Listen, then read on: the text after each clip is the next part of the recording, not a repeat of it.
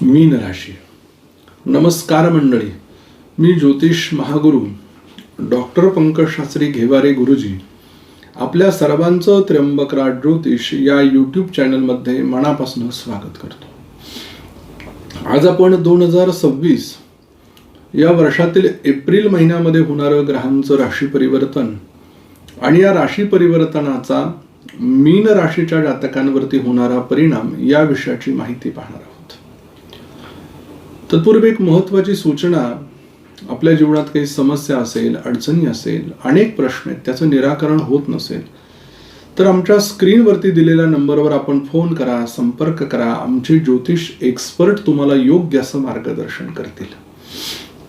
या संपूर्ण एप्रिल महिन्यामध्ये काही ग्रह राशी परिवर्तन करतायत.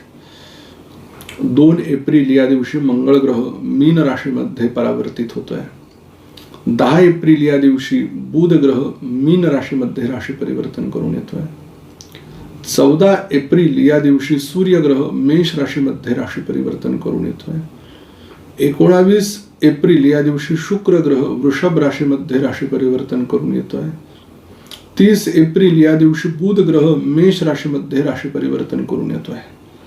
मग या राशी परिवर्तनाचा मीन राशीच्या जातकांवरती नेमका काय परिणाम होणार आहे ते आपण ह्या व्हिडिओमध्ये पाहणार आहोत. मीन राशी ही गुरु ग्रहाची राशी आहे. मग लग्नेश चतुर्थ स्थानामध्ये विराजमान झालेला आहे आणि लग्नामध्ये शनी मंगळ या ग्रहांचा सहवास, युती असे योग आपल्याला अनुभवायला मिळणार आहेत. एकंदरीत काय तर मीन राशीच्या लोकांची एक स्ट्रॅटर्जी अशी ठरलेली आहे या महिन्यामध्ये. विचार काही आणायचे करायचे तर फक्त घराच्या, परिवाराच्या, कुटुंबाच्या प्रगतीच्या दृष्टीने काही निर्णय घेता येतील त्या दृष्टीने विचार करायचा आणि ती गोष्ट सत्यामध्ये उतरत आहे. यामध्ये कुठल्याही प्रकारचं विघ्न येऊ शकत नाही.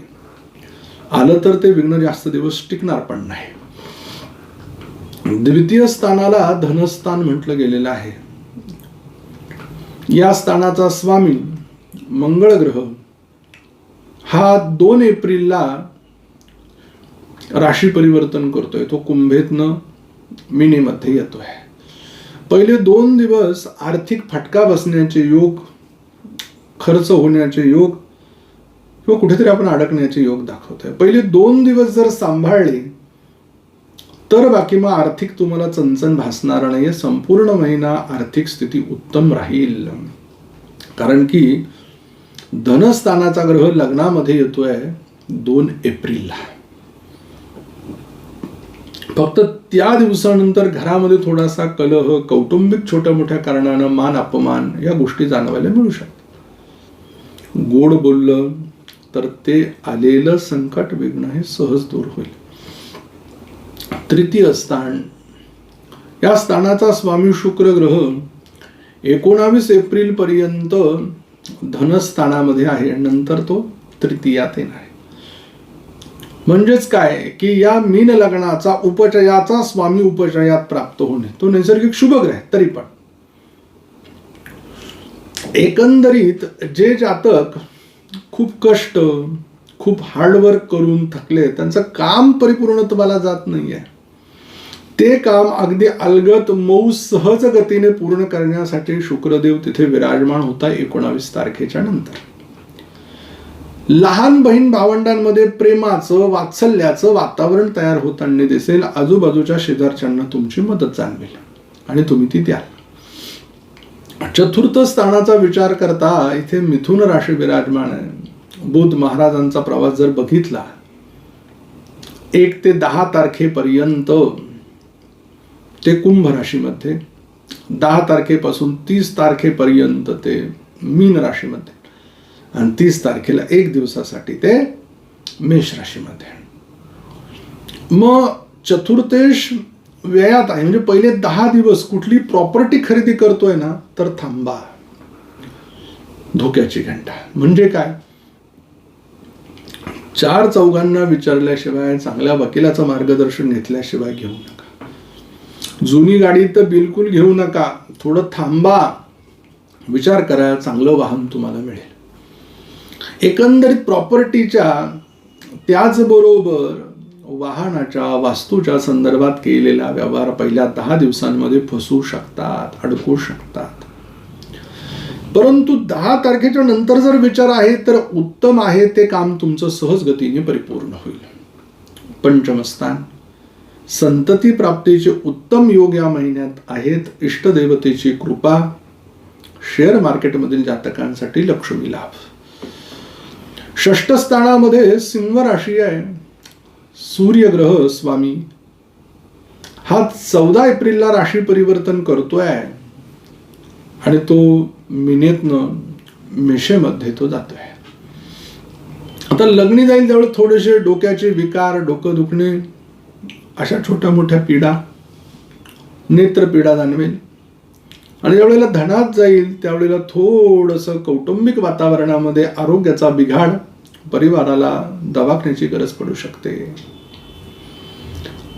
एक प्लस पॉइंट असा होईल, नोकरीमध्ये उत्कर्ष, नोकरीमध्ये बढती, नोकरीमध्ये पगार वाढीचा योग या निमित्ताने आलेला आहे आणि शत्रू सुद्धा मित्र होत आहे.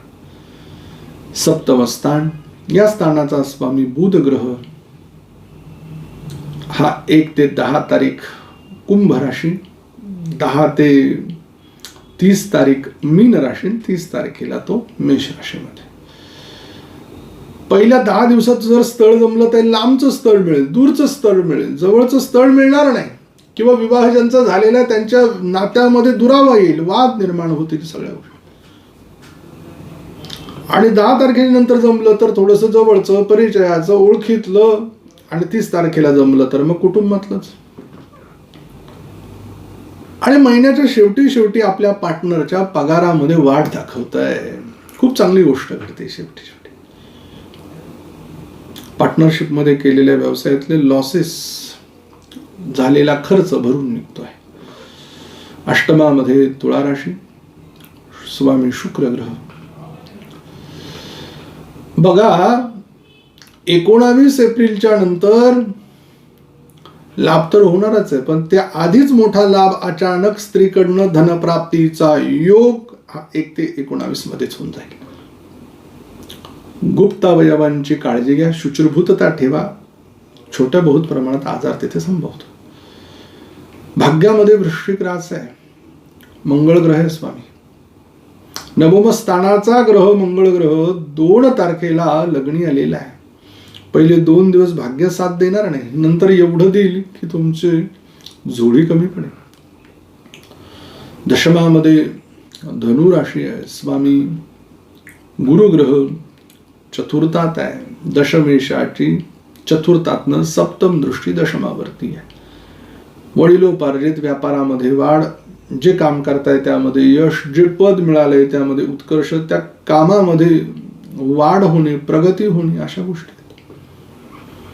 शाश्वत पद राहत आहे, डळमळीत नाही. एकादशामध्ये मकर राशी आहे, स्वामी शनी ग्रह लग्नी आहे. मिळालेला लाभाचा परिवारासाठी, स्वतःसाठी उपयोग होतोय. व्यय तर होण्याचा विषयच नाही आहे, फक्त आने दो संभालो एवढंच तुमच्यासाठी आहे. शांतता ठेवा, संयम ठेवा.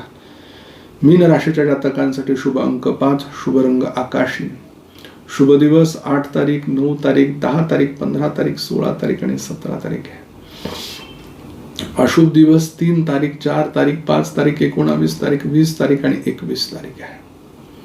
आपल्यासाठी मंत्र ओम कालायै नमः. लवकर भेटू आपण पुढील व्हिडिओमध्ये. तोपर्यंत सर्व प्रेक्षकांना नमस्कार.